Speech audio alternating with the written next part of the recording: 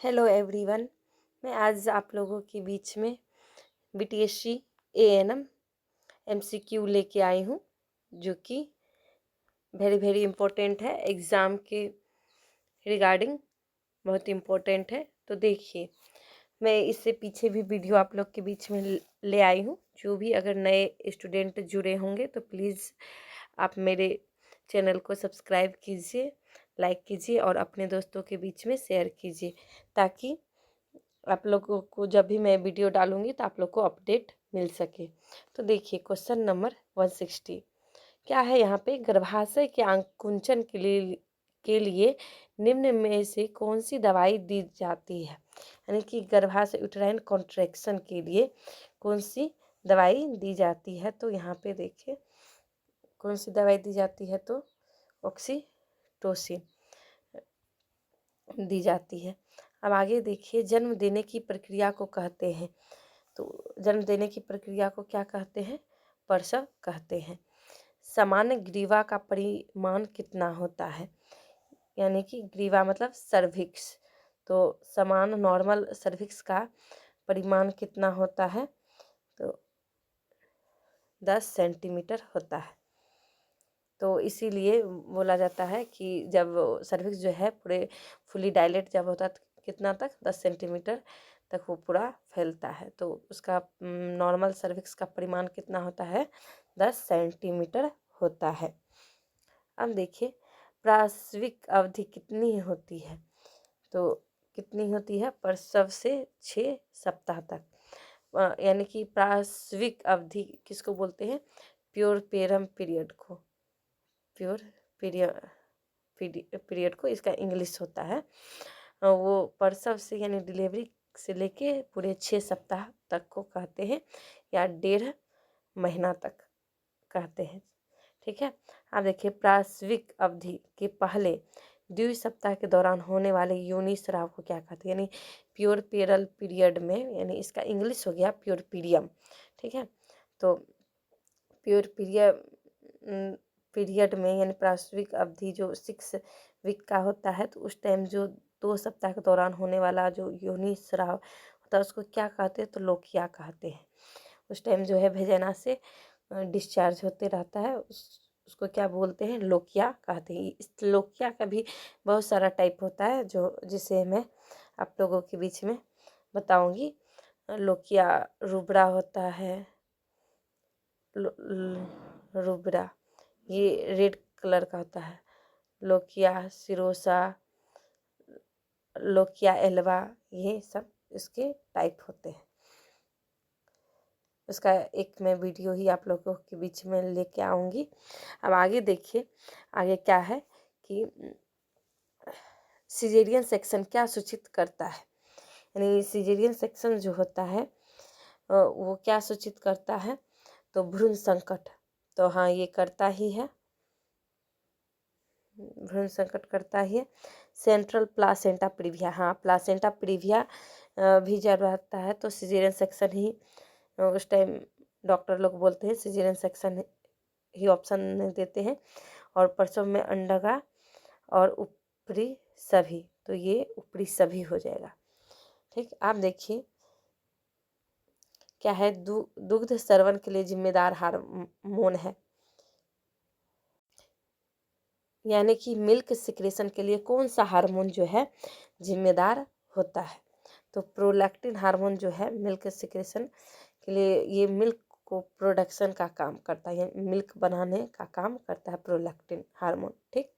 अब आगे देखिए, भ्रूण के मृदोरोमिल बाल होते हैं जिसे कहते हैं। तो भ्रूण यानी जो बच्चा रहता है उसको बाल होता है, तो उसको क्या लेनुगो हेयर बोलते हैं। ठीक। आप देखिए, श्वास अवरोध शिशु में नर्सिंग देखभाल का मुख्य उद्देश्य क्या है? यानी कि जिसको एस्फेक्सिया भी बोलते हैं, जिसमें बच्चा का दम घुटता है, तो उसमें नर्सिंग देखभाल का मुख्य उद्देश्य क्या है? तो इसमें मुख्य उद्देश्य हो जाता है कि उस टाइम क्या करते हैं? तो ऑक्सीजन देना। अब देखिए, अवधि पूर्व शिशु में नीलिमा इस कारण होता है। यानी कि टाइम पूरा कंप्लीट कर लिया है उसके बाद बच्चा में साइनोसिस देखने को मिलता है, यानी नीलिमा। तो किस कारण से होता है? तो श्वसन संकट संलक्षण, यानी कि उस टाइम बच्चा जो है उसको सांस लेने में प्रॉब्लम होता है, तो इस कारण से नीलिमा यानी ऑक्सीजन का लेवल जो है क्या होता है? कम होता है। ऑक्सीजन लेवल कम होने के कारण ही बच्चा में नीलिमा जो है दिखाई देता है। ठीक है, आप देखिए संपूर्ण तने हुए सिरस प्रदर्शन में हम महसूस करते हैं। तो इसमें क्या है कि संपूर्ण तने हुए सिरस प्रदर्शन में हम महसूस करते हैं, तो भ्रूण का अनुकपाल, ठीक, भ्रूण का अनुकपाल महसूस करते हैं। अब क्या है, नाड़ी स्पंदन इससे कम है तो न्यूनेट को पुनरावृत्त करना होगा, यानी रिससिटेशन कब करना होता है?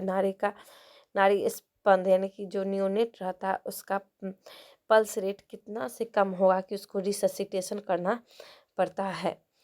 ठीक है, तो 40 बीट पर मिनट से अगर कम है उसका पल्स रेट, यानी उसको रिससिटेट किया जाता है। ठीक, अब देखिए निम्न में से निवारण का तृतीयक स्तर कौन सा है? तो निवारण का तृतीयक स्तर क्या है? तो स्वास्थ्य उन्नयन है।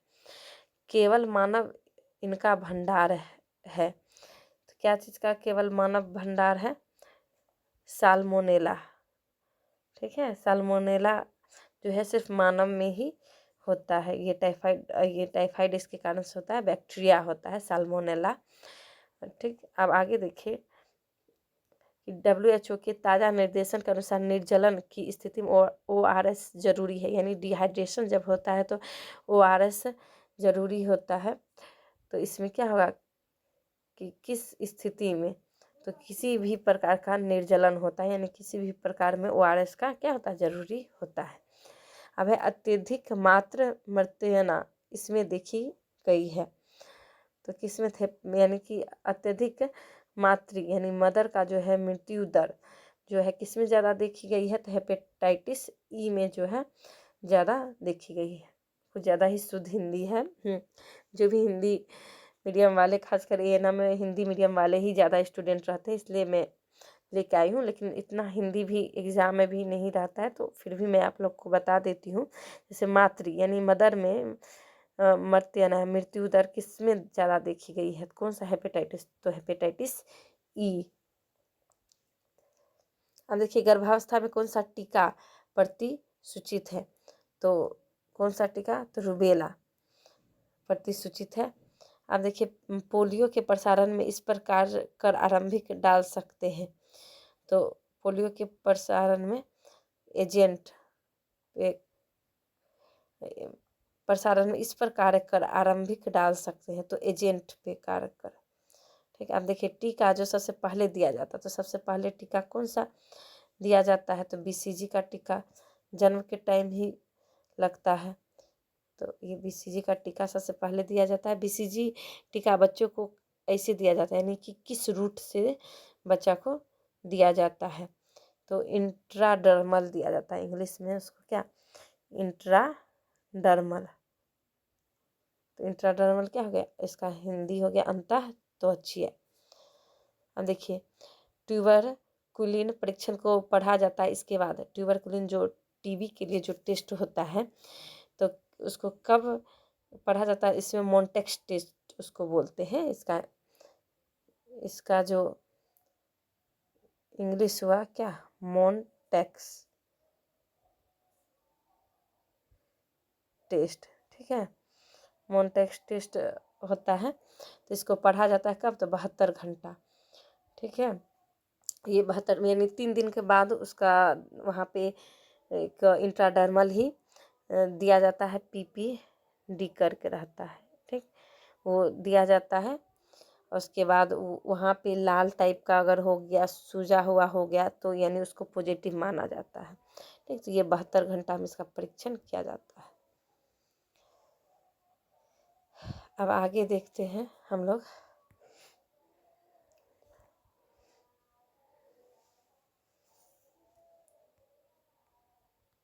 अब आगे देखिए क्या है, कनपेड़ा के लिए उद्भवन अवधि है, तो 18 दिन इसका उद्भवन अवधि है कनपेड़ा का।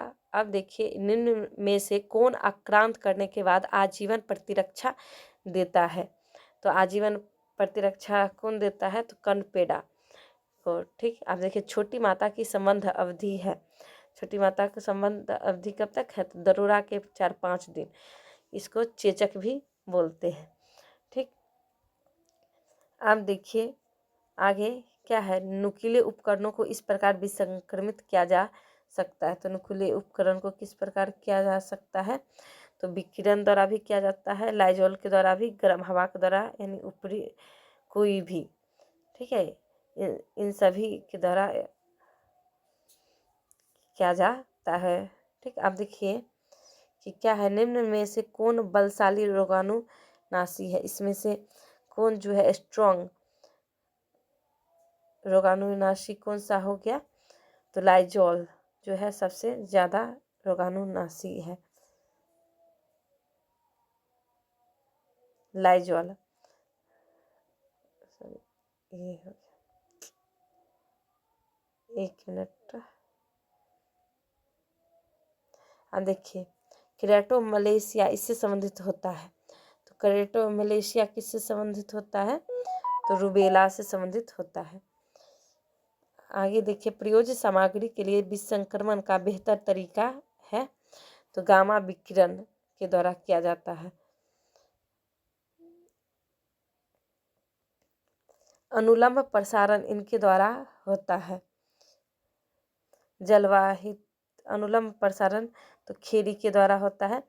किसे फैलने से रोकना अत्यंत मुश्किल है, तो कौन सा ऐसा है जिसे फैलने से रोकना अत्यंत मुश्किल होता है, तो वायु वाहित, यानी जो हवा से फैलने वाला होता है उसको रोकना अत्यंत मुश्किल होता है। अब देखिए जीव के प्रवेश करने के बाद अत्यधिक संक्रमण उत्पन्न करने की अवधि को कहते हैं, तो जीव जैसे ही प्रवेश किया और अत्यधिक संक्रमण, सबसे ज़्यादा संक्रमण उत्पन्न करने की अवधि को क्या कहते हैं, तो उसे कहते हैं उत्पादन अवधि। अब देखिए क्या है 191, तीव्र श्वसन रोग के प्रबंधन के लिए स्वास्थ्य सहायक कौन सी दवाई का उपयोग करते हैं, तो इसमें कौन सी दवाई का उपयोग करते हैं, तो क्लोट्रीमोक्साजोल का यूज करते हैं श्वसन रोग के प्रबंधन के लिए। अब क्षय रोग के संक्रमण का अस्तित्व इससे मापा जाता है, क्षय रोग यानी टीबी के संक्रमण का अस्तित्व होगा, इससे किससे मापा जाता है, तो ट्यूबरकुलिन परीक्षण जो पीछे ही बता दिए, मोनटॉक्स टेस्ट। मलेरिया किस मच्छर से आदमियों में फैलता है, मलेरिया को ना एडिस मच्छर होता है उससे आदमियों में फैलता है, सॉरी एडिस नहीं, इससे तो मलेरिया जो है मादा एनाफ्लीज से, फीमेल एनाफ्लीज से फैलता है। अब देखिए जलवाहित बीमारी को पहचानिए, कौन सा बीमारी है जो जल से फैलता है, तो कोलोरा जो है, कोलरा ये जल के द्वारा फैलने वाला बीमारी है। अब देखिए डिम्बवाही नली को निकालना और बांधने को क्या कहते हैं, तो डिम्बवाही यानी फेलोपियन ट्यूब, इसका इंग्लिश हो गया फेलोपियन ट्यूब।